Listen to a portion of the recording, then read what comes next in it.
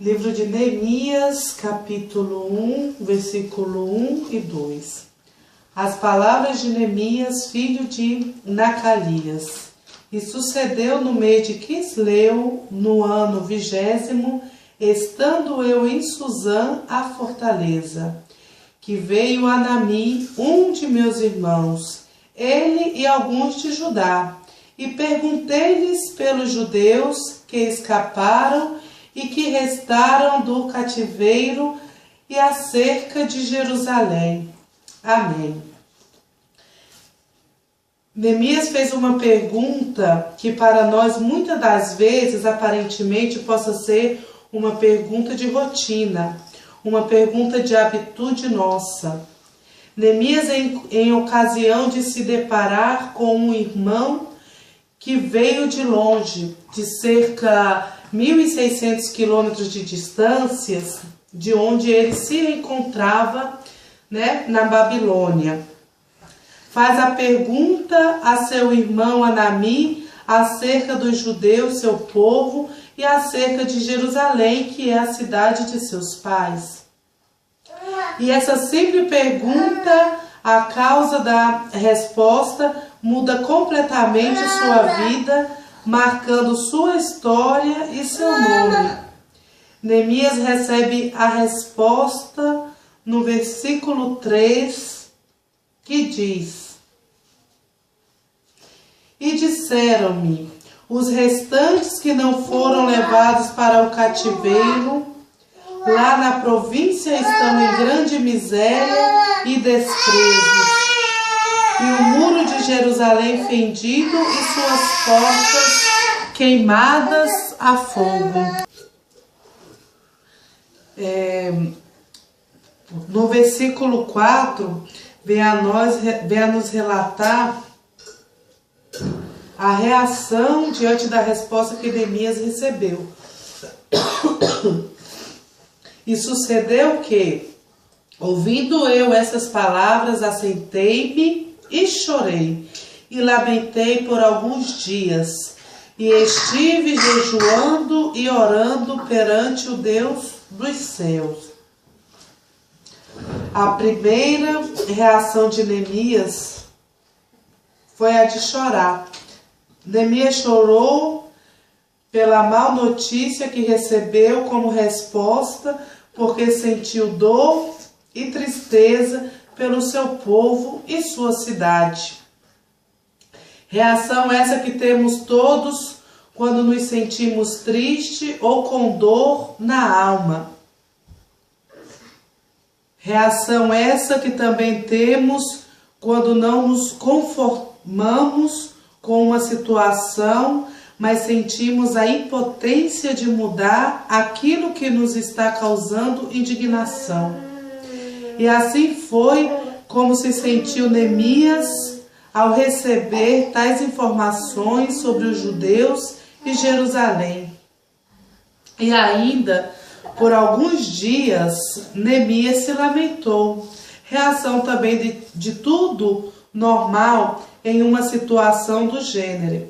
Porém, muitas das vezes restamos por anos e anos a lamentar um fato, e quanto mais lamentamos esse fato, o que tende a acontecer é que aquilo pelo qual lamentamos vai piorando e, de consequência, o lamento vai aumentando e a situação continua piorando ainda mais, porque lamento nunca resolveu e nunca vai resolver situação nenhuma, se não piorar ainda mais ainda, Porém, vemos que Neemias lamentou apenas por alguns dias e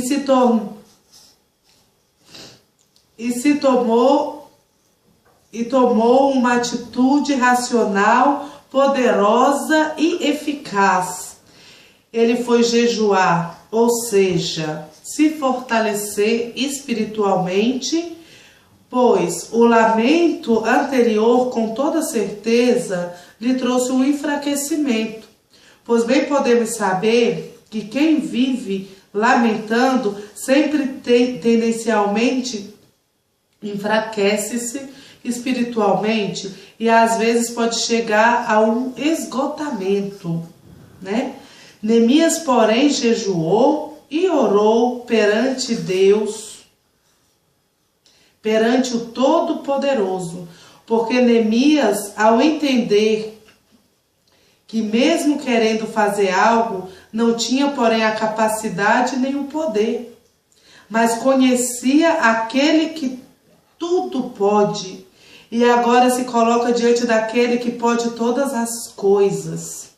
Pode todas as coisas e, inclusive, capacitá-lo para agir em favor daquilo que lhe trouxe inquietação e tristeza. Amém. Agora vamos ver aqui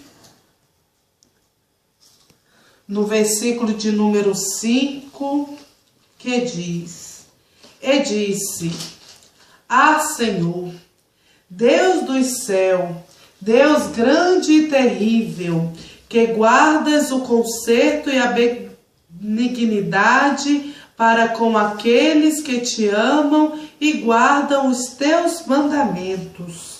Aleluia! Oração que agrada a Deus, começando já em suas palavras o reconhecimento do lugar do Deus do céu, reconhecendo que Deus é bom. Agora vamos no versículo de número 6. Aleluia. Estejam, pois, atentos os teus ouvidos e os teus olhos abertos, para ouvires a oração do teu servo, que eu hoje faço perante ti, de dia e de noite. Pelos filhos de Israel, teus servos, e faço confissão pelos pecados dos filhos de Israel, que pecamos contra ti. Também eu e a casa de meu pai pecamos. Aqui é a humildade de Neemias, que se coloca por sua vez a si mesmo no lugar exato, no lugar de servo, e assim se anula para interceder de dia e de noite pelos filhos de Israel e os declara igual a ele, dando àqueles pelo qual intercede a mesma posição e colocação que deu a si mesmo de servos. Prossegue Neemias na sua oração, fazendo confissão dos pecados dos filhos de Israel. E aqui mais uma vez se coloca como eles, pois ao confessar os pecados declara que pecamos contra ti, e não diz pecaram contra ti, mas diz ainda também eu e a casa de meu pai pecamos. Grande humildade, né? No versículo de número 7,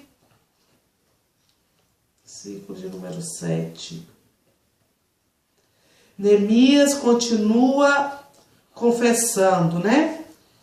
De todos nós corrompemos contra ti e não guardamos os mandamentos, nem os estatutos, nem os juízos que ordenastes a Moisés, teu servo. Neemias sabia que para obter o perdão de pecados era necessário a confissão de pecados, né? Versículo de número 8 e de número 9.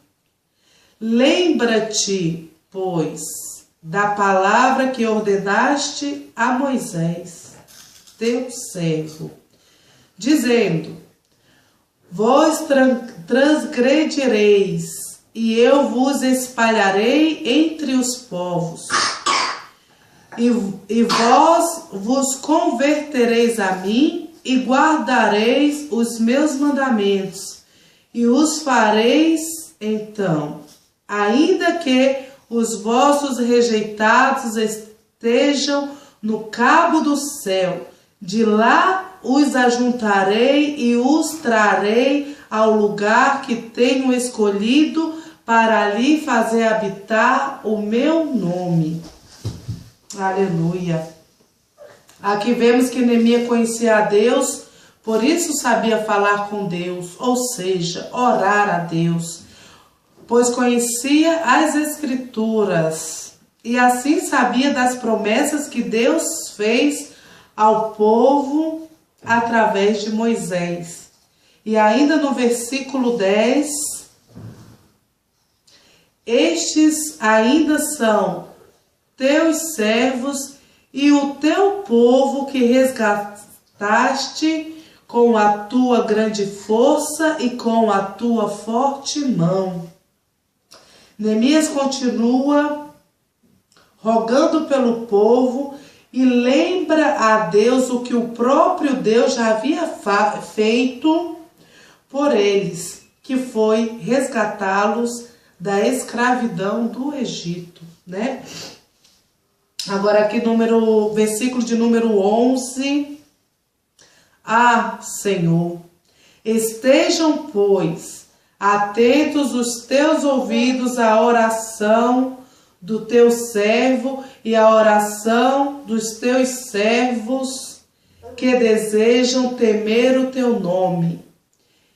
E faze prosperar hoje o teu servo e dá-lhe graça perante este homem. Então era eu copeiro do rei. Aleluia. Neemias continua a sua intercessão dizendo ainda: ouve a oração do teu servo e a oração dos teus servos, e diz também a Deus, em lugar daqueles pelo qual intercede, declarando em que eles desejam temer o nome do Senhor. E assim termina a oração de Neemias, pedindo que o Senhor lhe conceda graça. Aleluia.